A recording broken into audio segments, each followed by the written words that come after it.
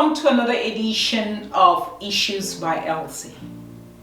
Thanks for watching. For those of you who haven't subscribed, please do subscribe and please do watch, like and share with family. Today I'm going to be talking about a post I saw on Facebook where a brother happened to have posted it. It had to do with a picture of kids in a classroom. You can tell it's probably either kindergarten. They should be kindergarteners right here.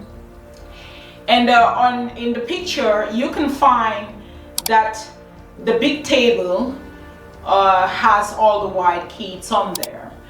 Then at that corner, you have the black kids who also turned and were curious as to whoever was taking this picture.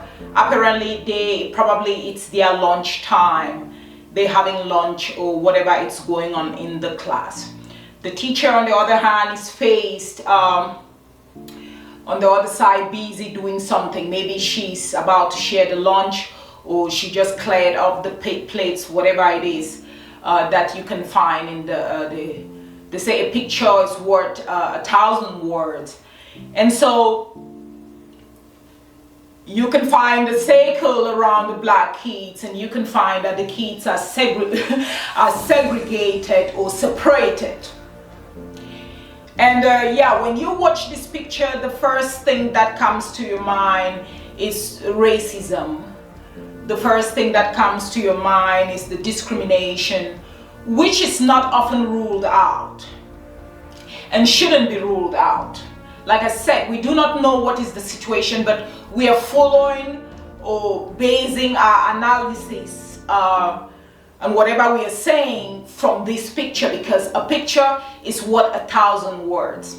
But sometimes I'm going to try to be very objective with this picture and give the benefit of doubt for a couple of reasons. As a parent who has had to deal with this same scenario in this picture. You see, most often than not, when we want to say racism, sometimes it's not often it. And so if we as black people, and especially when I talk, I want to talk to the immigrant community also in particular. Because we come into a country like America, and then we are faced definitely with the racism, there's the tendency for us to place our minds on always talking about racism, and then we lose track of the little things or what we actually need to be doing as parents to make our kids to stand out. Like I said, when you look at this picture, the first thing as a black person in your mind, you want to go in for the racism. But it's not always the case. And I'm going to be sharing an experience that I have had to deal with as a parent. I sent my son to school. It's being his first time, or let's say he has not been able to interact that much out of the house, because we did a little bit of daycare here and there, but he's always been at home. And so he goes out to school, and he was excited about going to school. And so, but we soon found out that we got complaints every day, we got letters at home, and he just will act up. He acted up in a couple of scenarios and situations which I would want to explain. My son just had a problem with fat people. That's one of them. If you're fat, you look obese, or let me say you are outside there, he come up to you, he has a problem with fat people. I just don't know. It's not like in the house we talk about people who have a large size, or that. No, we don't do that. But I think for him, it's because around the house and in the family, there's really nobody with an abnormal size. So I want to believe that that's it. Because even when he steps out of the house, he has that tendency to move up to fat people and tell them that you're fat, or why are you this fat, and stuff like that. And so he goes to school. He just has a problem with the fat teacher. So let me say, if he meets anybody in school, they said he was insulting. And so I didn't dismiss that idea, because I have seen him go up to other people and tell them that they are fat because they eat too much. And so it breaks your heart as a parent, because that's not what somebody will say, that's what he's being taught at home. No, it's just kids sometimes will really embarrass you. Okay, he's acted up, even sometimes pulling off his clothes, and then he has a problem. He's beat up other kids. He went to the cafeteria, and I guess as they are all standing in line, he perceives an odor, and he has a problem that he says that the kids are smelling. He blots it out that the kids are smelling, that people are smelling. And so then he screams. It's like he screams in the cafeteria and stuff like that. And then the teachers have to like pull him out, because he's causing that disruption, and they have to and then moreover he's saying that people are smelling and stuff like that. So I guess in their own mind they have to pull him out and put him somewhere in the cafeteria, just maybe like these black kids here. They put him to the side so that since he's complaining that people are smelling and shouting and causing the disruption, so they push him to the side, or let me say they take him out to solve the situation, because definitely if you're disruptive, they can't keep you among the other kids, right? So they take him out and then they put him at a corner. And guess what? He's instead happy that he's at that corner alone and doesn't have to deal with the smelling kids. He's given a note. He comes home, because maybe in the minds of the teachers, I will guess that they probably thought that which I know, they're feeling bad that if you walk into the cafeteria, you're going to see one black kid sitting right there, and the rest of the kids are sitting here. And then in your mind, it will be like, why is that kid sitting there? Segregation, separation, discrimination. That's what is going to flash in you. And maybe as a parent, you might take out your camera and take such a picture. This is what I'm talking about. And when you take such a picture, anybody who looks at it, the first thing is that these kids are being separated, and it's not right. But what is causing the kids to be separated? In my son's case, he is separated because he says the other kids are smelling. When he gets home, I ask him, why do you say the kids are smelling? He said, Mommy, the kids are smelling. They don't shower. That's what he did. He doesn't hide it. He said, Mommy, they're probably smelling because they don't shower. I said, but you can't say that. He in his mind, it's just like he doesn't really care. And then he goes, in school, when he goes to the cafeteria, he's being kept like this, separated like this. But they sent me a note from home, and I had a conversation with him. But then I discovered that he causes the disruption, maybe like in the class, when they are sitting like on the mat and everything. He doesn't know how to keep his hands to himself. If any kid tries to marry, he goes for the kid. If they're standing in line to get on the bus, he's there creating fun. If you try to maybe talk against him, he comes for you. And just stuff like that. The teacher sent home notes telling me they had to pull him out from the carpet or sitting with the other kids and have him be on his own. But I remember when they sent out the note telling me that he's laid his hands on some kids and things like that.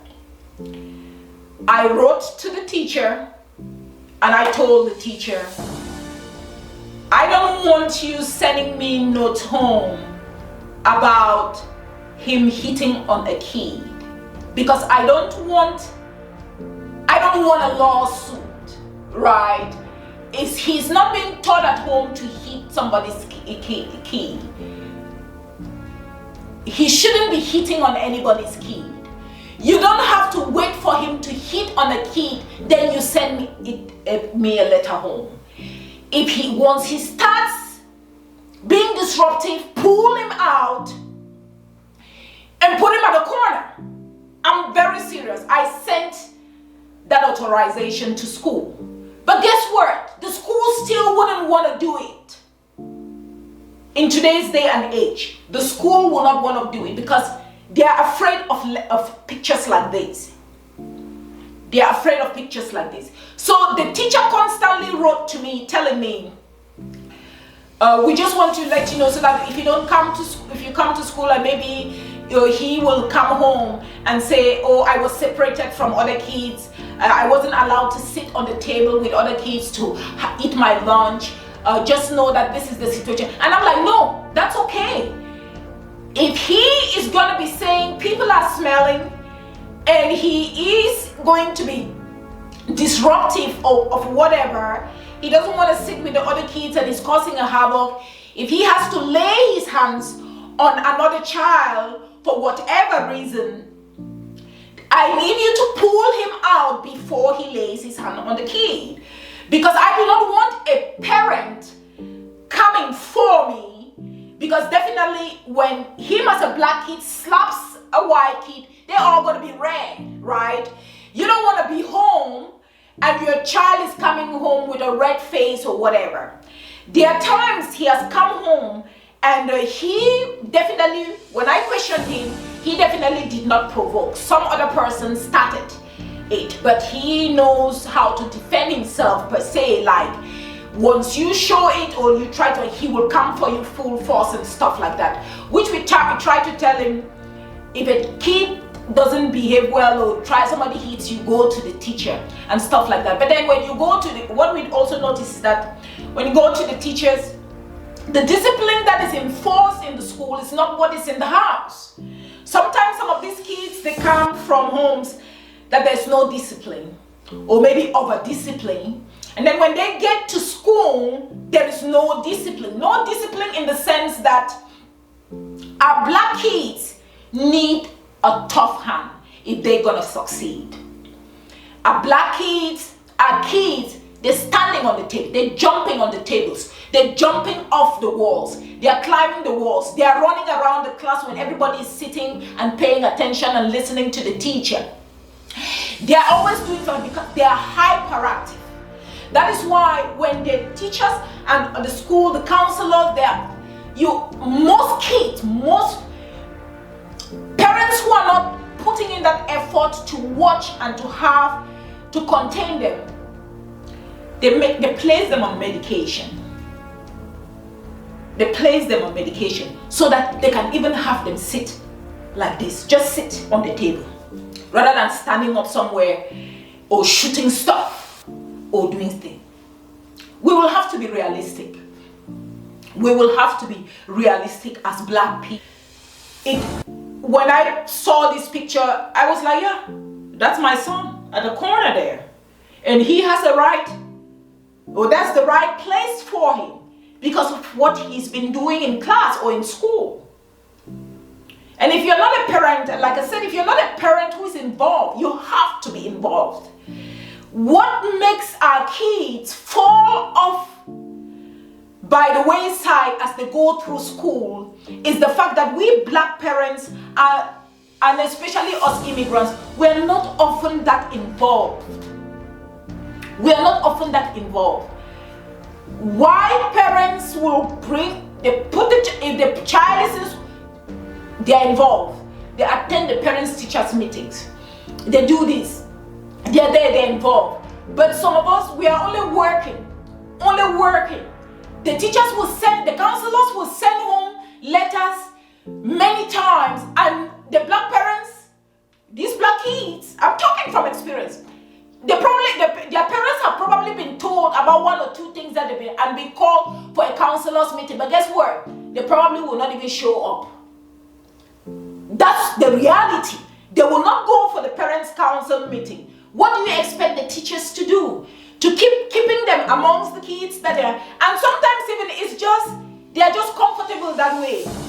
I've seen situations where too the black kids, you will just see they are comfortable, and when it's time, they all go sit on one table and eat. It used to happen more also when my daughter was in high school or middle school.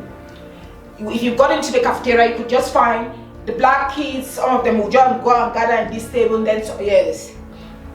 Even though you say that with those ones, at least they know something.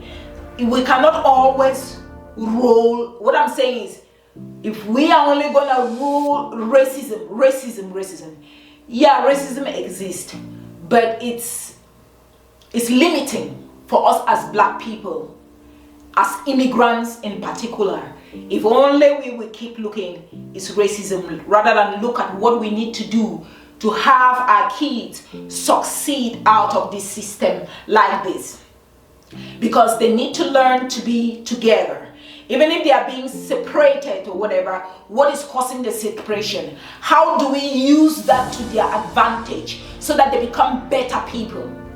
Those are the kind of things that let's get involved in the parents-teachers meetings. Let's check with the counselors. Let's talk to them, and make the schools, when we show that we are parents that are involved, then the schools will use those resources that are available to them to make sure that our kids succeed. Racism is not always the scenario. I can tell you that. You might have a different point. Post your comments down. But I just want to believe that I did help someone today. We will have more on this topic as we go along. Thanks for watching.